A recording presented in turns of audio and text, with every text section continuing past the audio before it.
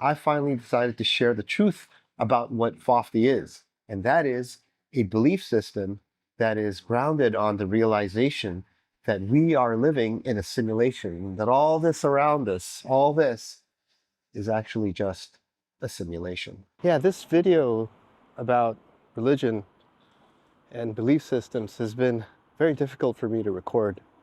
Just every time I come around to recording it, come up with some new idea or reason why I shouldn't record it. So yeah, that's been going on for a couple of months now. One of the reasons why it's difficult for me to talk about it is, well, I'm kind of worried that it's going to alienate a lot of people because some people might be religious or some people might not be religious, and they may decide to book out. But actually, you know what? After I thought through it a little bit, I think that's actually a good thing, right? Isn't that the whole point? Is to find the people who would want to listen, find the ears that want to hear. More and more people have come to this realization, but there's no place where people can go to talk about it and build a belief system on top of that. And so I decided that this is the time for us to gather together, for people who do understand that there has been knowledge gathered through science and through our understanding of how this universe works, that is in fact highly likely that we are in a simulation. FOFTI is a belief system and not a religion for two very important reasons. The first is that there is no centralization in FOFTI. There's no central physical location, such as a church or a temple, that everybody has to gather in. There's also no centralization in terms of people that have been identified and given the power to decide what is and what isn't within the belief structure. And so that's the first reason why FOFTI is not a religion. There's no centralization. It is similar to Bitcoin in the sense that, unlike the dollar where everything is centrally managed, Bitcoin is a decentralized approach to a monetary system, and that people in a peer-to-peer fashion can transact on that money. And so FOFTI is in a similar context of a religion, the same thing. We can have a transaction and meeting of this belief system that we call FOFTI without having a central governing body or central governing place of location, just like Bitcoin. The second reason why FOFTI is not a religion is because it's a continuously evolving set of beliefs.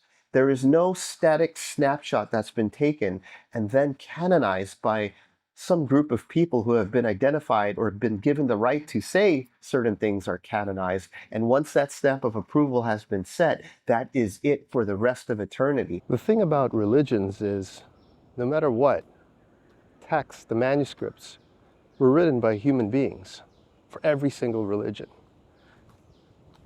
And that means that there was some introduction of humanity into it, meaning all the stuff that humans do, which is have biases, which is have ego, which is have selfishness, and the list goes on and on. And so the question then becomes, hey, how much do you trust what was being put together? Not only things that were written, but things that were deemed to be right and things that were not deemed to be right after they were written by humans. And I got to tell you, we have a terrible track record when it comes to our believability and righteousness when it comes to these things. And that is how religions function. And if there's any schism or disagreement in that, there's a lot of infighting and perhaps even wars fought to see and duke out who wins and who doesn't. And a lot of grief, death, and fighting is involved in that. And that's exactly not what FOFTI is. FOFTI is a continuously evolving belief system. And the key here is that as we gain more knowledge, as we understand more about this universe, as we learn more, not only about the simulation, but about ourselves, we add to that, to the belief system that we call FOFTI, so that it is continuously evolving, so that it is not static, and so that there's no single group of people who determines whether it is not correct or incorrect or should be included or not included into the belief structure. It should be an organic mechanism that grows and develops over time. FOFTI is built on three pillars. The first is science, the second is spirituality, and the third is entrepreneurship. And I'm going to explain briefly about how those three come together to create a belief system that is as I described earlier, something that is decentralized, but at the same time continuously evolving and shouldn't be dogmatic and canonized into a static version that lasts for an eternity. Science plays a key role in FOFD, and it's not just something we have to incorporate and explain away retroactively, which is what many other belief systems and religions do. They have to somehow merge and incorporate and use metaphors to make science kind of work with scriptures that was written many thousands of years ago, which is the problem with a canonized and static version of a belief system. FOFD actually uses science to help guide with the future because we're continuously learning and accumulating knowledge about this existence, this simulation, or this universe, if you will. And for that reason, FOFD embraces science as one of the key components in its belief system. The incorporation of more knowledge into our belief system is critical because if we're trying to explain the truth, which is something that is beyond our understanding at this point in time, imagine trying to explain the internet to an ant. It would be impossible. Imagine trying to explain the internet, let's say, to a cat or a dog. It's still difficult, but you might try to do it with some metaphors, if you will, and stories. Try to do the same thing to a chimpanzee and orangutan. Maybe you could use a little bit more sophisticated symbols and metaphors to explain what the internet is about. If you explain the internet to a human, well, you can use language and symbols that are a lot more sophisticated, and it keeps going on. And so if you think about how we evolved in our knowledge from, let's say, a molecular ant to all the way a human being, you can imagine that as we understand and learn more, the explanation of this truth can get more and more sophisticated. So to lock our explanation of what this truth is to a point in time when something was written and canonized many thousands of years ago is actually a limiting factor. We should re-explain what the truth is as we accumulate more knowledge because our sophistication and understanding and ability to actually convey what this truth is continuously increases. So let me give you a point. Just 2 years ago in 2022, the Nobel Prize for Physics was given to 3 scientists who prove that there is no such thing as local reality, which is a fundamentally ground-shattering discovery. I mean, it was a theory that we had kind of known, but they proved it without a doubt. And what that means is at the subatomic level, we're not sure what real is. And that is a incredibly important understanding that humanity has arrived at, that we need to incorporate into our belief system. And that's actually one of the main reasons why we are in a simulation. When you look at that discovery, you understand that the rendering of what we call reality is based on our actual manifestation in our brains in the simulation, and that's as we render the simulation, that's what reality is. It seems to be pointing that way based on this discoveries that we make in science. And that's why science, and we'll make more discoveries along the way, no doubt, and FOFD will adapt to those discoveries and incorporate them. And that is a key component of FOFD. The science and the understanding of the universe, our physiology, our brain, all of these things matter importantly because that is actually how we manifest this reality that we call reality in this simulation. Spirituality is also a key component. If you believe that we are in this simulation, then you must ask the question, are you a non-playable character or an NPC? If you've ever played a computer game, you will see these quote-unquote NPCs. They're just characters that the computer spawns and generates to fill up the room, just like it would a tree. And if you believe that all you are is just an NPC, which is in this simulation some kind of a algorithm or sub-program that's just filling up space, and that your free will, what you believe is free will, is just really just a mechanism of this simulation or this universe and nothing more than neurological firings of your synapses, then you are an NPC. But the idea is that we are more than an NPC. We may have been spawned or born into the simulation as an NPC in the beginning. But the idea is that as we live life, grow, our knowledge, our intelligence, our understanding, our emotions, and all of these things, we evolve to the point where we have the potential to become more than an NPC and make the realization that, in fact, we aren't an NPC. There's something more outside of this simulation that's driving the decisions and choices that we make. And as a result, there's consequences to these choices and decisions that we make that extend beyond the simulation. Because the moment you have a choice, you must have consequence. The two have to coexist together. It's like saying, if you have light, then you must have darkness. The two have to coexist together. Without darkness, there can be no concept of what light is. And so as a result, the two have to coexist in unison. And the same thing applies for choices and consequences. If you believe that the choices that you make in the simulation extend beyond the simulation itself, and that you actually have free will that is detached from the synapses and firing of your brain, then you'll understand that there are also consequences beyond the simulation. And that's what this spirituality is about. It's about something beyond the simulation. Now, what we won't do is we're not going to create or manufacture stories to try to explain what that beyond thing is, because that is basically what religions do. It's trust me, bro, storytelling. And essentially, you just have to believe it for whatever the reason, or you have to somehow just tether life experience to these stories, which you can do for any stories. And actually, that is not what Fafdi is. We don't rely on these blind faith storytelling because we don't believe you need to have that in order to elevate yourself from an ant to a chimpanzee to a human and beyond. Who's to say that the human is at the top level of rendering of the simulation? You know, if you think about it, let's say you have a cheap laptop versus an expensive gaming computer, the rendering of the simulation, or let's say a game, is very different between the two. The laptop is going to have very low graphics capability, low frames per second. It's a completely different experience. Whereas a gaming rig that's like $10,000 with a RTX and NVIDIA like chipset, GPU, is going to render a much higher fidelity version of the simulation of the game with high graphics, with high frame rate. And who's to say that that gaming rig is the top? You could have a supercomputer render the same simulation at a much higher fidelity. And the same applies for us and the animals in our body. Who's to say that the human rendering of this simulation is the peak? It isn't. It's very unlikely. To say that we are the peak is an extremely and terribly arrogant thing to do, to say that we are the peak. We aren't. And you don't even have to look across animals. You just have to look at yourself.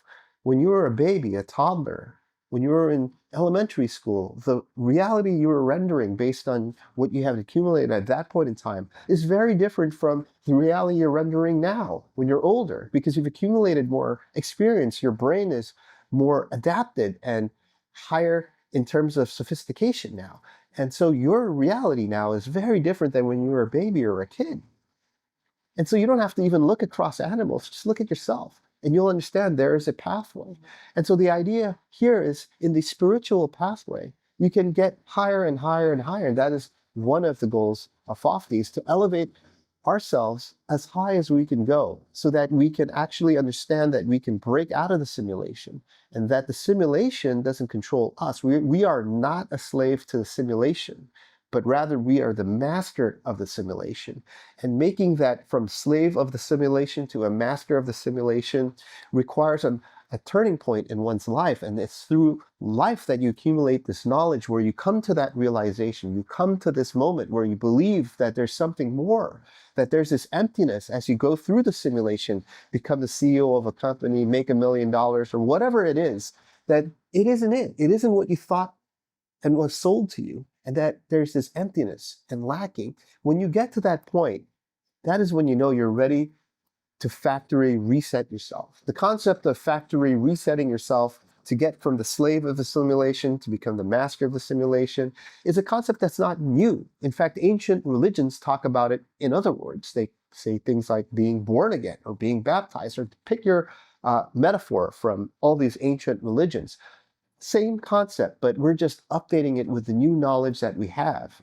And so factory resetting yourself like you would a computer or your phone to then emerge as the owner of the simulation, the master of it, and not the slave of it, is one of the key concepts that Fafdi preaches. Entrepreneurship is also a very important component of Fafdi. And the qualities of an entrepreneur, thinking outside of the box, being open-minded, trying to be innovative, meaning not necessarily inventing, but putting things that already exist together in innovative or novel ways, and not giving up and pivoting and accepting change, taking feedback and adjusting accordingly. These are characteristics that also apply to FOFT, because that is what enables us to continually evolve and grow and not be static and rigid type of a belief system.